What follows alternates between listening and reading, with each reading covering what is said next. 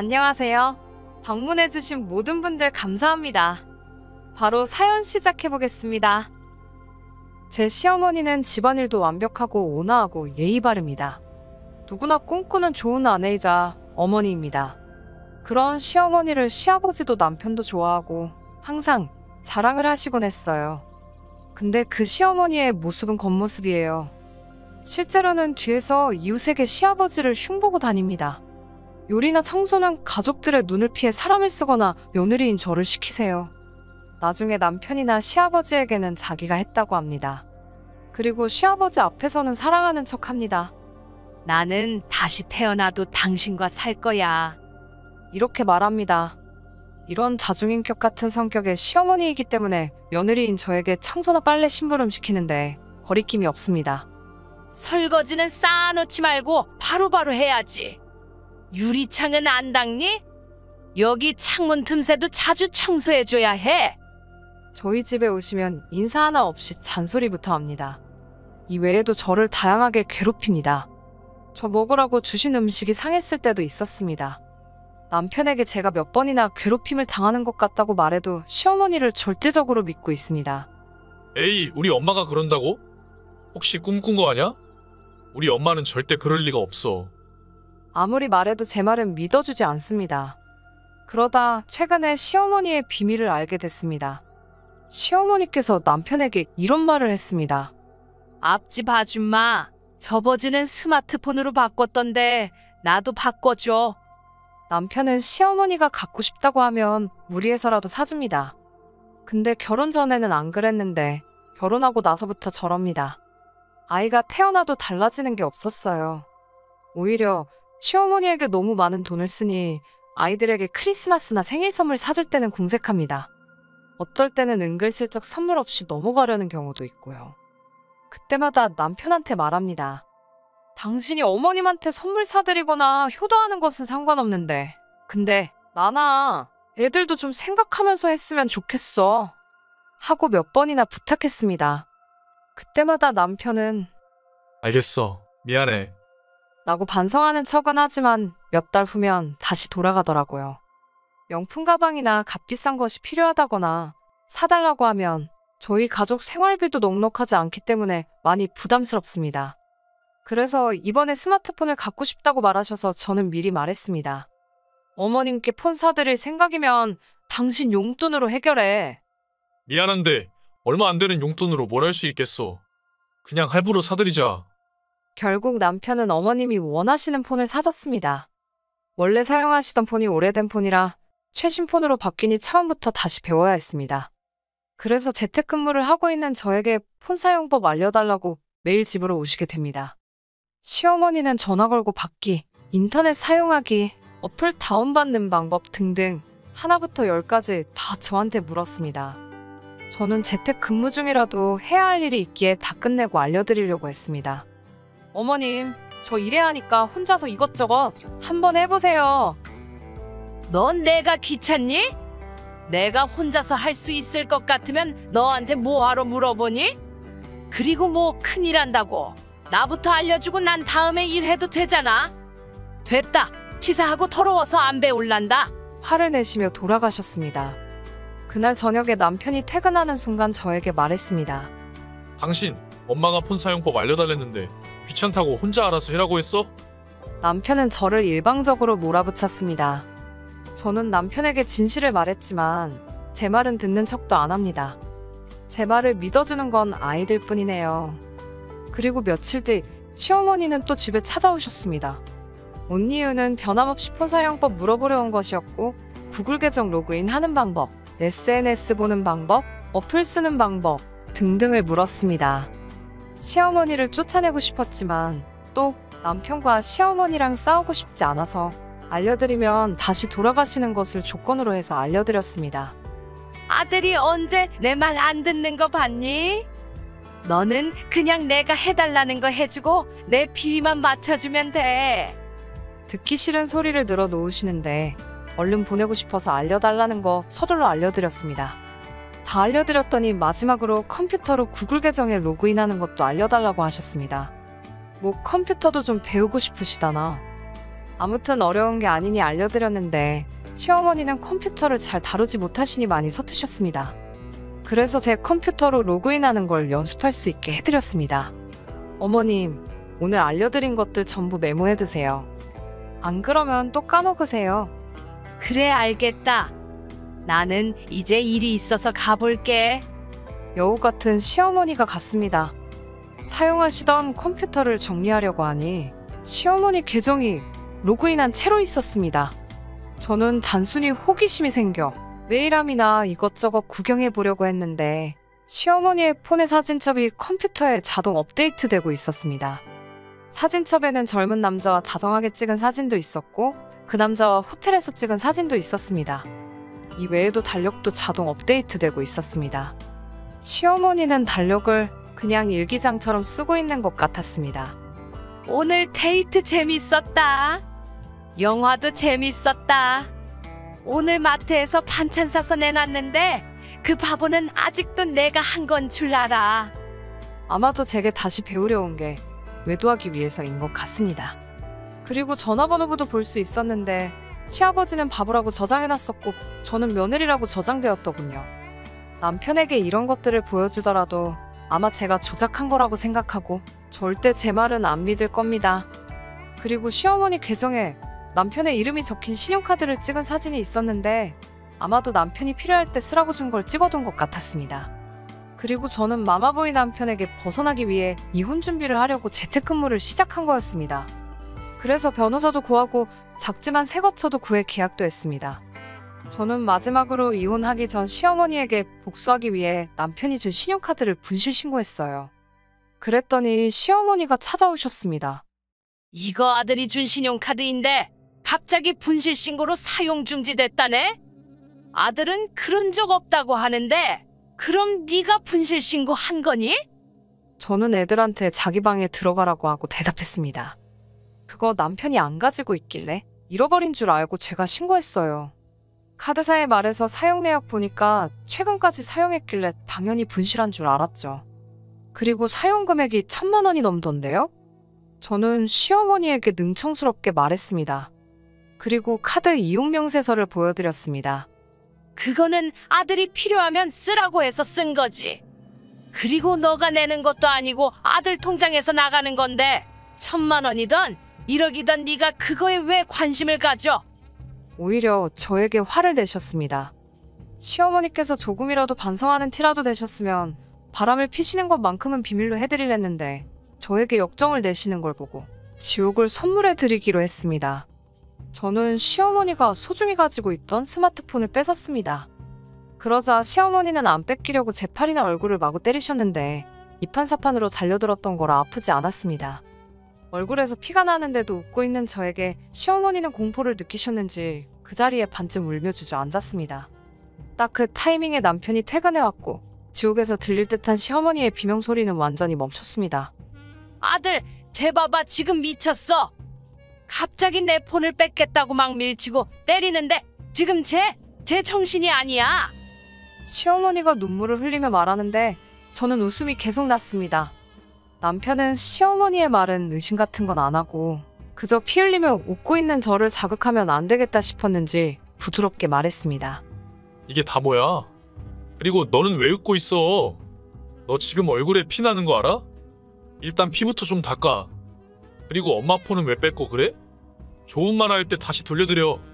싫은데 내가 왜? 너 진짜 미쳤어? 그거 네 폰 아니고 엄마 폰이잖아. 갑자기 왜 그러는데? 왜? 왜 엄마 폰을 뺏어서 이 지경을 만들어? 진정하고 얼른 돌려드려. 저는 지극히 정상이었기 때문에 남편의 말을 무시했습니다. 그리고 시어머니 폰을 열고 사진첩에 있는 외도 증거 사진을 보여줬어요.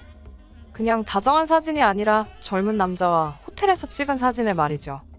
그리고 카드 이용 명세서를 보여줬습니다. 당신이 준 카드로 어머님 바람피고 있었어. 당신 몰랐지? 카드 달랄 때 생활비가 부족하다고 말했지? 어머님이 당신한테 카드 받을 때 속내는 이랬어. 저는 일기장처럼 쓰는 달력도 보여줬습니다.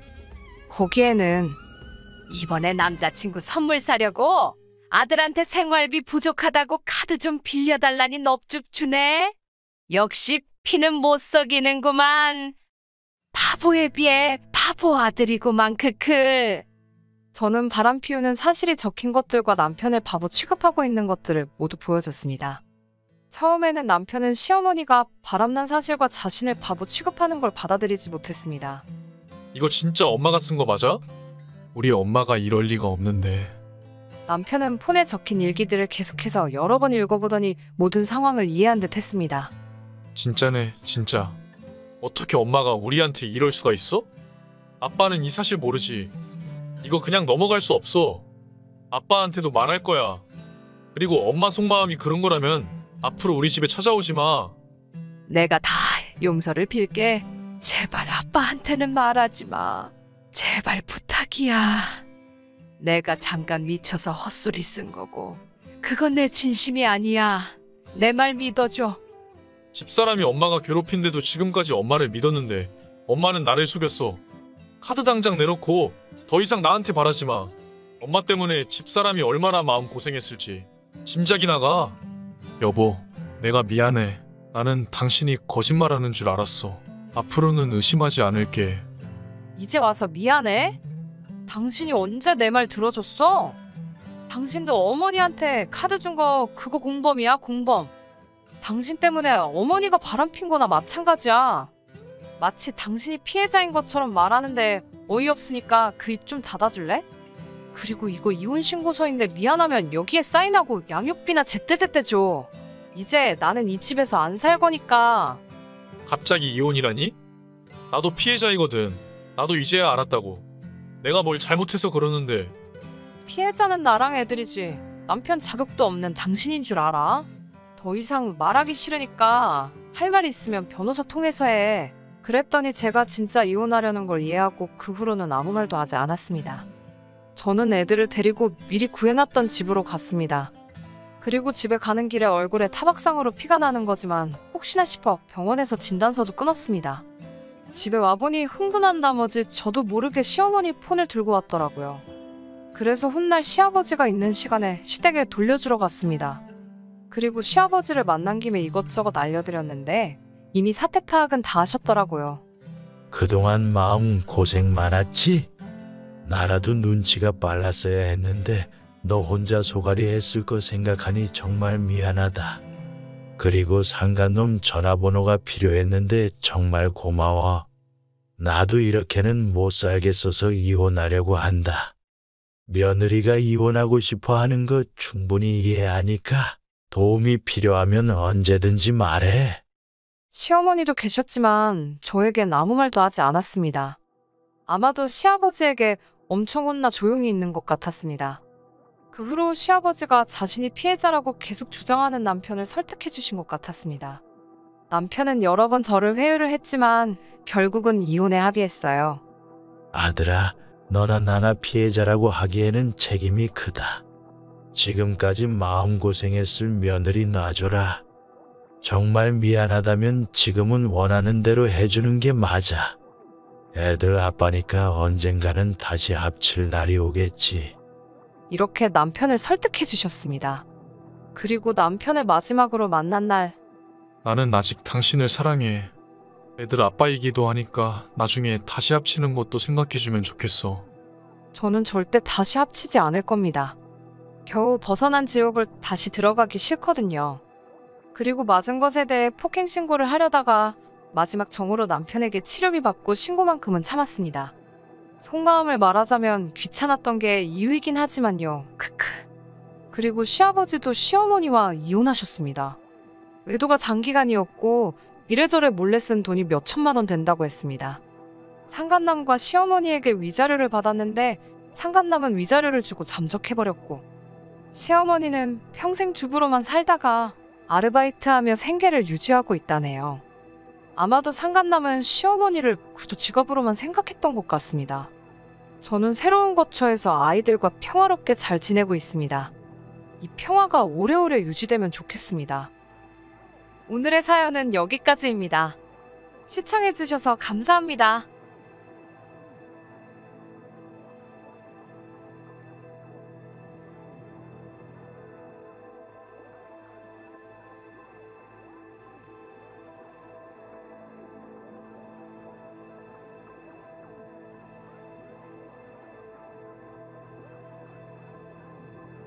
안녕하세요. 방문해주신 모든 분들 감사합니다. 바로 사연 시작해보겠습니다. 저는 결혼 4년 차인 아이 둘 있는 엄마입니다.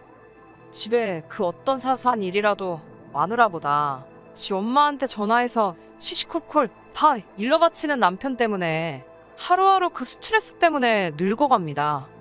자기한테 맞는 일자리가 있느니 없느니 하면서 8개월 동안 일을 안 나갔어요. 며칠 전에야 겨우 일자리 잡아서 다니고는 있지만 또 언제 그만두고 올지는 모르겠어요. 이제 막 4살 된 딸아이와 태어난 지 6개월 된 아들은 신경도 안 쓰이는지 그냥 막 나가네요. 잔소리해도 안 되고 싸워도 안 되고 발레도 안 되고 화가 나서 아이들을 안고 새벽녘에 나가 해가 떨어지고 하늘이 캄캄할 때 집에 안 들어가도 걱정도 안 되는지 연락도 없고 집에서 컴퓨터하고 텔레비전 보고 앉아있더라고요. 맥이 쭉 빠졌습니다. 그렇게 8개월 동안 놀 거 다 놀다가 생활비가 없고 쌀이 떨어지고 휴대폰이 정지되고 전기가 끊길 때가 되니 일을 할 거라고 나가네요. 시어머니도 기가 찹니다. 아들이 딸린 식구가 있는데 백수짓 할 동안 몇 번을 들락날락 했는데도 단소리 한 번 안 하고 아이고 우리 아들 하더니 첫날 하루 일 갔다 오니 남편한테 아이고 힘들지? 고생했다 우리 아들. 정말 시무나 남편이나 그런 걸 지켜보고 있는 저나 눈길을 파내버리고 싶습니다. 옛날에는 남편도 직장 다니고 저도 일 다니고 같이 맞벌이 할 때가 있었어요. 그때는 남편이 먼저 출근하고 시어머니가 오시면 아이들 맡기고 제가 출근하고 이런 형식으로 몇 달을 그렇게 봐주셨을 때는 참 시모가 고마웠거든요. 근데 어느 날 아침에 출근하기 전 남편이랑 좀 싸우고 나갔거든요. 저녁 7시쯤에 퇴근하고 직장에서 나오니 직장 앞에 남편이 차 안에서 기다리고 있더라고요. 아, 화해하자는 건가 보다. 사과하려고 하나보다 싶어서 조금 설렜습니다. 차 안에 딱 앉으니 시모가 화가 났답니다. 그것도 저한테요. 왜? 내가 뭘 잘못했길래? 평소 같이 웃으면서 이것저것 이야기하고 물어보시면 대답해드리고 인사하고 나왔는데 내가 뭘 잘못했길래 화가 나? 싶어서 남편한테 어찌된 일인지 말해보라 했더니 제가 집에서 나가고 2시간인가 지나서 남편이라는 중에 시모한테서 연락이 왔더랍니다. 그래서 제가 시모한테 인상 쓰고 인사도 안 하고 뭘 물어봐도 대답도 안 하고 그냥 쑥 나갔다고 이럴 거면 시모가 애기들 안 봐준다고 지금 당장 집에 갈 테니 그렇게 알라고 했다더군요. 한순간 시모가 미쳤나 싶었어요. 눈 뜨고 꿈 꿨나? 아니면 화나게 했던 아침에 내가 눈 뜨고 졸았나? 난 그런 적 없다고 하니까 남편은 그래도 제가 잘못했습니다. 다시는 안 그러겠습니다. 라고 사과하라네요? 어이가 없었지만 그래도 갑자기 직장을 그만둘 수는 없었던지라 제가 머리 숙이고 들어가 잘못한 것도 없지만 잘못했다고 빌었습니다. 시간이 지나고 나니 그게 완전 후회가 되네요. 그때 시모랑 사이가 틀어지는 한이 있어도 아닌 건 아니라고 하고 따졌어야 하는 거라는 생각이 드네요. 그 외에도 무슨 말만 하면 버릇인 것 같은데 자연스럽게 며느리인 저한테 손이 날라오더라고요. 그리고 뻔히 며느리가 듣는 앞에서 친정엄마를 가리켜 느그 엄마 하는 시모가 있을까요? 며느리한테 지랄하지 말라고 욕하는 시모가 있을까요? 저도 얼마 전에 알았습니다마는 사돈이라는 그 자리가 얼마나 어려운 자리인데 거기다 대고 시모가 저희 친정 부모님한테다가 돈을 빌렸답니다. 300만 원을요. 한 달, 늦어도 2달 뒤에 꼭 갚겠습니다. 대신 애들한테는 비밀로 해주십시오. 하고 돈을 빌려갔는데 3년 동안 못 받고 있다네요. 돈 금액을 떠나서 그게 사돈한테 할 수 있는 행동인가 싶네요. 남편도 남편이지만 생각이란 게 없는 시모 때문에 이혼하고 싶고 살기 싫어요. 간 4살 된 딸아이와 갓 태어난 지 6개월밖에 안 된 우리 아들을 봐서 지금 이때까지 결혼 4년 동안 참고 또 참아가면서 살았던 거였는데 점점 인내심이 바닥을 드러내고 있어요. 그렇다고 시모가 이렇네 저렇네 말하면 남편이 마마보이라 가만 안 있을 것 같고 싸우자니 말빨로 밀리고 정말 지금 결혼 4년 동안 싸워서 제가 이긴 적이 한 번도 없습니다. 남편이 잘못해서 싸웠는데도 결국은 제가 잘못한 게 되는 그런 형식이랄까요? 시댁과 친정과의 차별도 이제는 싫네요. 시모 시부가 아이들 보고 싶다? 그러면 마누라가 피죽이 돼 있어도 당장에 짐 싸서 시댁 가서 애들 보여드려야 하고, 친정에서 아이들 보고 싶다? 그러면 오늘은 내가 피곤하니 다음에 가자 하더니 또 미루고 결국은 반년에 한 번씩 추석에 한 번, 설날에 한 번 갑니다. 그래놓고 사위로서의 예의는 다하는 거라는 개소리합니다. 오죽하면 저희 친정엄마가 저한테 하는 말이, 누구는 앉아 있어도 보고 싶은 손자 손녀가 찾아오고 누구는 보고 싶으면 사위 눈치 보면서 찾아가야 되냐 라고 하더라고요. 제가 서러워서 눈물이 다 났습니다. 지 부모 소중하면 내 부모도 소중한데 지가 필요할 때만 처가를 찾네요. 금전적으로 후달리거나 할 때만 처가 찾는 사위는 쓸모없죠. 정말 남편이나 시모나 보면 살기 싫습니다. 확 이혼해버릴까 하는 생각이 계속 맴돕니다. 아기 낳고 산후조리 할 때도 친정 가서 한다고 하니 남편 눈치 시모 눈치 보면서 몸조리도 제대로 못해서 온몸이 쑤시네요. 아, 정말 애들 때문에 이러면 안 된다는 생각도 들고, 반대로 아니다 평생 이러고 살 거냐 하는 생각도 들고 정말 미치겠어요. 댓글 1. 어디서 그럼 놈을 골랐어? 어후, 내 업장이 무너지네. 내 친언니였으면 머리채를 잡아서라도 당장 이혼시켰어. 댓글 2. 남편이 잘못해서 싸웠는데도 결국은 제가 잘못한 게 되는 그런 형식이랄까요? 이거 진짜 개공감함. 이런 종자 있어요. 답 안 나옵니다. 절대 안 고쳐져요. 인연을 끊는 수밖엔 별 도리가 없는데 님은 어쩌시겠어요. 결혼해서 애까지 있으니. 일단 마음을 가라앉히고 아이 인생, 님 인생 그리고 님 부모님까지 숙고하셔서 현명한 선택하시길 바랍니다. 댓글 3. 참 무책임하고 정신 나간 인간이네. 남편이란 작자가. 애둘 딸린 가장이라는 사람이 8개월 동안 벌지도 않고 실직 상태로? 기가 찹니다. 하루살이로 살아가는 인생이 불안하지도 않으세요? 먹을 것 떨어지고 핸드폰 끊기니 그제서야 일을 한다고요. 나 참 어디서 그런 놈을 지 엄마랑 지 아빠랑 셋이 살라고 하세요. 무슨 정신머리인지 사돈댁에다가 돈을 빌립니까? 거지 근성 대박! 아이들을 위해서라도 어서 빨리 정리하고 이혼하세요. 그 엄마의 그 아들 똑같네. 댓글 4. 정신적으로, 물질적으로 도움은커녕 글쓰님을 축내고만 있는데 이혼을 왜 안 하는지 모르겠네요. 자식 핑계를 댄다고 하더라도 저런 아빠 밑에서 크는 것보다 님이 혼자 키우는 게 더 낫지 않나 싶네요. 몸 미련이 남아서 그런 종년 취급 받아가며 사시는지 도저히 이해 불가. 댓글 5. 갈라서라 마라. 제3자 입장에서 함부로 말할 건 안 되지만 그런 쓰레기 데리고 여태껏 어떻게 살았대요? 애들 때문에 산다는 건 옛날 우리 엄마들 시대에나 있었던 법한 일이지 지금은 아닙니다. 님 말씀대로 평생 그렇게 어떻게 살아요? 시모가 정신없어도 남편이라도 내 편이면 살지만 남편도 정상적인 상태는 아니네요. 요즘은 널리고 널린 게 편부모 가정이고요. 이왕이면 아이들에게 엄마 아빠가 다 있는 가정이 좋지만 엄마가 행복하지 않는다면 애들도 전혀 행복하지 않아요. 아이가 있는데도 무책임한 남자. 저런 시모 없는 편이 낫습니다. 요즘은 편부모 가정 지원이 많습니다. 여자 혼자서 애 둘 키우면서 애 아빠한테 양육비 안 받아도 충분히 살 수 있어요. 저희 막내 이모 애들 아빠한테 10년 고생하고 이혼하고 온 지 3년째. 같이 살 때보다 훨씬 살기나 낫습니다. 애들 아빠랑 살 때는 친정 도움도 못 받고 애들 상태도 많이 안 좋았습니다. 지금은 애들 완전 인간 됐어요.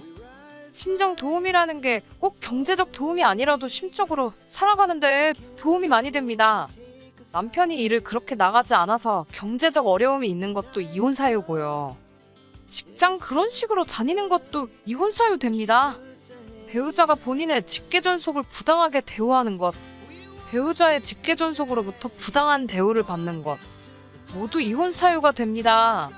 일단 신랑이 직장을 그런 식으로 다녔고 생활비를 주지 않은 것, 본인이 그런 대우를 당하는 것, 시모의 폭언, 신랑의 폭언 모두 증거로 남겨두세요.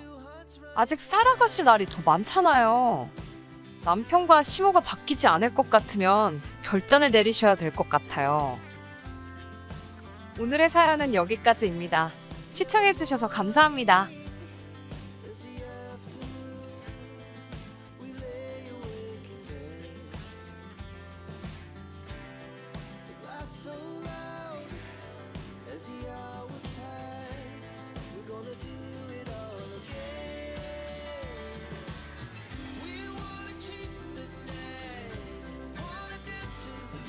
오늘의 사연 채널을 방문해 주셔서 감사합니다. 안녕하세요. 시부모님의 미움이 결혼한 지 20년째 계속 이어지고 있습니다. 일단 같이 사는 건 아니지만 근처에 살고 있어서 이것저것 볼일을 보고는 우리 집에 오십니다. 선물 받은 사과 가져왔어. 그냥 시간이 남아서 와봤어. 등등 이러면서 알아서 오십니다. 근데 그냥 오는 게 아니셔서 싫어하기도 힘듭니다. 오늘 된장국 많이 싱겁다. 기본적인 요리도 못하는구나. 며느라, 시어머니 본 좀 받아서 청소 좀 깨끗이 해라. 돼지우리도 아니고 집이 이게 뭐니? 시부모님은 제가 하는 거에 일일이 트집을 잡습니다. 20년 동안 매일같이 잔소리하지만 남편은 무신경합니다. 또 시부모님이 잔소리하시러 집에 오셨길래 여보, 당신이 집에 오시는 거 불편하니까 오지 말라고 말 좀 해줘 라고 호소해봐도 알았다고만 하고 아무것도 하지 않습니다. 자신의 부모님과 며느리 사이가 좋지 않은 것을 신경조차 안 씁니다. 왜냐하면 시부모님의 말씀에 악의가 있다는 것을 깨닫지 못하는 것 같습니다. 물론 저도 당하고만 있는 건 아니고 반박도 합니다. 아버님, 건강검진 결과에서 건강이 나쁘다고 해서 소금을 적게 넣었어요. 근데 어머님도 청소 별로 깨끗이 하지 않으시잖아요. 라고 말해봤지만 싫은 소리만 더 심해질 뿐입니다. 며느리는 시부모님을 공경해야 한다느니 뭐니 남편은 눈앞에서 제가 잔소리를 들어도 편을 들어주거나 하는 건 일절 없습니다. 그리고 저희는 20년째 매달 시부모님께 50만원을 드리고 있습니다. 부탁을 받아 드리는 게 이유이지만 솔직히 생활은 어렵습니다. 무심한 남편에게 용돈 드리는 걸 그만하자고 얘기해봐도 부모님께 물어보라는 말만 되풀이합니다. 저도 파트타임 아르바이트 하지만 생활에 보탬이 될 정도는 아닙니다. 매월 50만원씩 고정 지출이 생기면 생활이 확실히 쪼들립니다. 딱히 시부모님이 가난한 것도 아니신데 생활에 도움을 드리려고 남편이 정한 것 같습니다. 그것도 결혼할 때 이미 정해서 통보를 했습니다. 월 50만원이 20년이면 정말 큰 돈인데 정작 고마워하시는지는 잘 모르겠습니다. 그리고 가끔 용돈에 대해서 기분 나쁘게 말씀하십니다. 한 달에 겨우 50만원 보내면서 뭐가 그리 당당해? 그렇게 당당하려면 쥐꼬리만한 용돈 더 주던가. 제가 반박할 때마다 용돈을 인질 붙잡듯이 억지 부리시며 증액을 요구해 오십니다. 달라고 해서 주고 있다는 사실을 이제는 잊어버린 것 같았습니다. 한 번도 빼먹지 않고 보내드렸더니 당연히 줘야 하는 거로 바뀌더군요. 흔히 말하는 호의가 권리가 된 셈이죠. 그리고 얼마 뒤 저녁에 여느 때처럼 시부모님 두 분이 다 같이 집에 왔습니다. 오늘은 근처에 일 있어서 갔다 오는 길에 한번 와봤어. 근처라고 해도 도보 10분 거리에 사시니까 그냥 오시면 되는데 자존심이 강하신 분들이라 아무 일 없으면서도 꼭 뭔 일 있어서 오는 것처럼 말하십니다. 마침 저녁 시간에 오셔서 저녁밥을 차렸습니다. 참고로 오늘의 메뉴는 된장국과 시금치입니다. 용돈 드리는 것 때문에 식사에 돈을 많이 드릴 수 없습니다. 요새 매번 같은 메뉴에 돈 없어서 먹는 밥 같네. 아들한테 이런 풀떼기만 먹이면 어디 힘이라도 쓰겠어? 며느라, 된장국이 무슨 된장 향만 나는 것 같아? 너무 싱겁고 맹물이야 맹물. 계속 이런 식으로 간 맞출 거야? 지금 여유가 없어서 반찬은 이것뿐이에요. 맛없으면 안 드셔도 돼요. 계속 말하지만 아버님의 건강을 생각해서 굳이 싱겁게 하는 거예요. 그리고 남편이 전체적으로 싱겁게 먹자고 부탁도 했고요. 저 사람한테 물어보세요. 용돈 주는 것 때문에 너희 갑자기 가난해졌어? 아들 대기업에 다니고 돈도 많이 벌면서 그 정도 용돈은 아무렇지 않잖아. 너 때문에 힘든 거 아냐?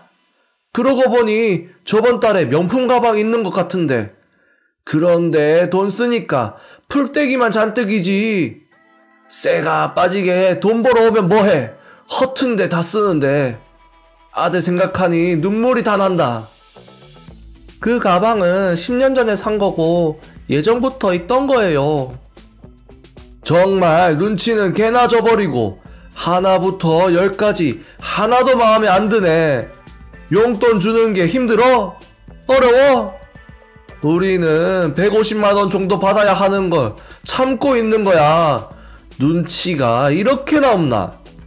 다른 집 며느리들은 말 안 해도 알아서 올려주고 더 많이 준다는데 겨우 그거 주면서 여유가 없다느니 되지도 않는 말을 하고 있어.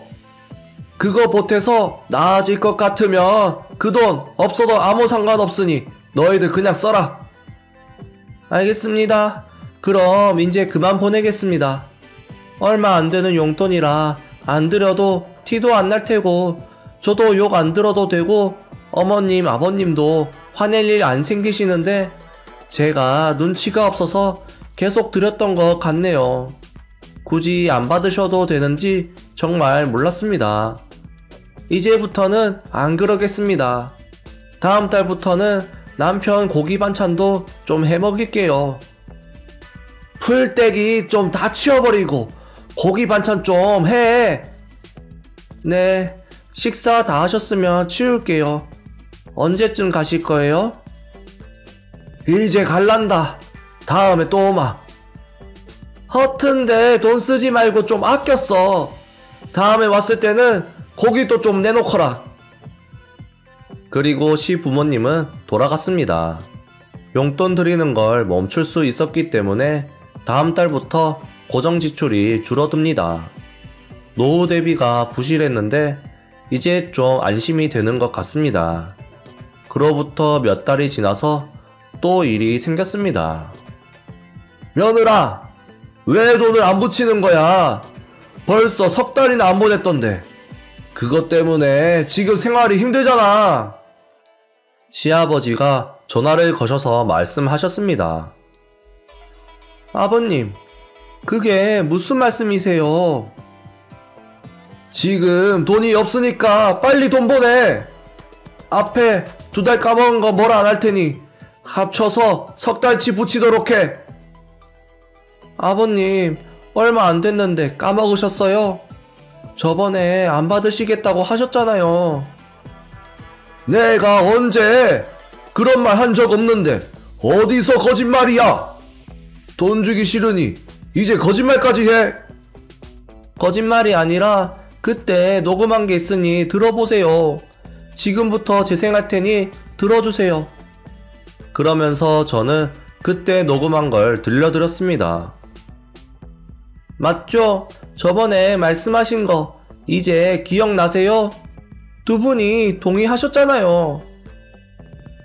아니 너는 어떻게 쓸데없는 짓만 골라서 하냐? 저번 건 기억 안 나니까 무효야. 그러니 다시 보내. 꼭 보내. 말이 끝나자 바로 전화를 끊으셨습니다. 저는 갑자기 왜 돈이 필요하신지 남편한테 물어봤습니다. 여보, 방금 아버님한테 전화 왔는데 다짜고짜 용돈 안 준 것까지 포함해서 바로 달라 하셨어. 지금 빚을 못 갚아서 압류 들어오는 모양이야. 그게 무슨 말이야? 아버님 빚졌어? 그런 말은 처음 들어. 빚은 내가 어렸을 때부터 있었어. 원래도 아빠 가게 잘 된 건 아니지만 최근에 너무 안 돼서 경마장 다니면서 스트레스 풀었나 봐. 근데 뭐 맨날 지기만 하니까 빚도 제법 졌대. 엄마는 명품 좋아하고 씀씀이도 해프니까 늘어난 이자가 감당이 안 되나 봐. 원래 빚 갚는 데 도움 받으려고 매달 돈 붙여달라는 거였는데 지난 몇 달 동안 안 보냈는데도 평소처럼 쓸 거 다 쓰면서 생활했나 봐. 그러다 발등에 불 떨어지니까 우리한테 돈 달라고 하는 거지. 근데 이제는 안 도와줄 거니까 그냥 무시해. 남편이 아무렇지 않게 말했습니다. 근데 보통 생활비 50만 원 줄었다고 해서 갑자기 집이 기울진 않을 텐데 얼마나 대책 없이 쓰고 감당 못할 빚까지 지는지 이해가 되지 않습니다. 저는 고민됐습니다. 다시 원래대로 들어야 할지 아니면 남편 말대로 무시해야 할지. 남편에게 정말 무시해도 되냐고 물었더니 뭐 지금은 그 돈 가지고 턱도 없을 것 같은데 뭐 우리가 잘못한 것도 아니고 우리가 계속 감당할 수 없으니 그냥 무시하고 주지 마. 그리고 계속 재촉하면 내 핑계를 대도 되고. 남편은 작심한 듯 말했습니다. 저는 이 내용을 시부모님께 전달만 하면 될 것 같았습니다. 그런데 며칠 뒤 예상 밖의 일이 생겼습니다. 저녁 무렵에 초인종이 울렸습니다. 나가보니 그곳에는 얼굴이 새파랗게 질린 시부모님이 서 있었습니다. 무슨 일 때문에 오셨어요? 저는 시부모님이 오신 게 반갑지 않은 티를 냈습니다. 집이 없어졌어. 네? 벌써 집을 뺏겼어요? 저는 뜻밖의 말에 깜짝 놀랐습니다. 이자 조금씩 밀린 지 좀 됐었는데 이번에 압류 들어오면서 집도 경매로 넘어갔어. 집은 어떻게든 지키려고 했는데 용돈도 끊기니 하루하루 먹고 사는 것도 힘들게 됐어. 엊그제 집이 낙찰돼서 이제 살 곳도 없다.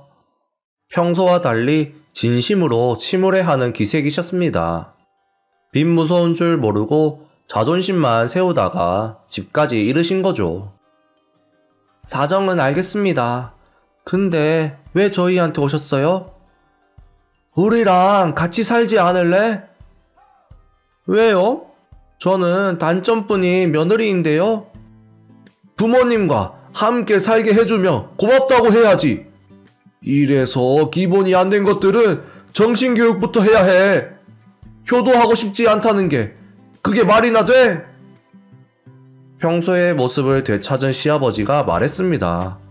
저는 대답보다 지금의 형편을 말씀드렸습니다. 사실 남편이 회사를 그만둬서 지금 백수예요. 그러니까 저희도 여유가 없어요. 저희도 입에 풀칠하기 힘든데 어떻게 같이 살겠어요. 저는 최대한 난처한 척을 했습니다. 그러자 예상하지 못한 말에 놀라신 듯 했습니다. 그럼 우리는 앞으로 어떡하라는 거야? 회사 그만둔 거야? 정년까지 어떻게든 다녀야지. 그만둬버리면 어떡해? 요샌 정년까지 버티기 힘들어요. 이번에 희망퇴직 신청받는데 신청하라는 압박이 와서 어쩔 수 없이 신청했어요. 연금 받으려면 10년 정도 남았는데 어떻게든 다닐랬지만 방법이 없다네요. 말이 희망퇴직이지 사실상 구조조정인 거라.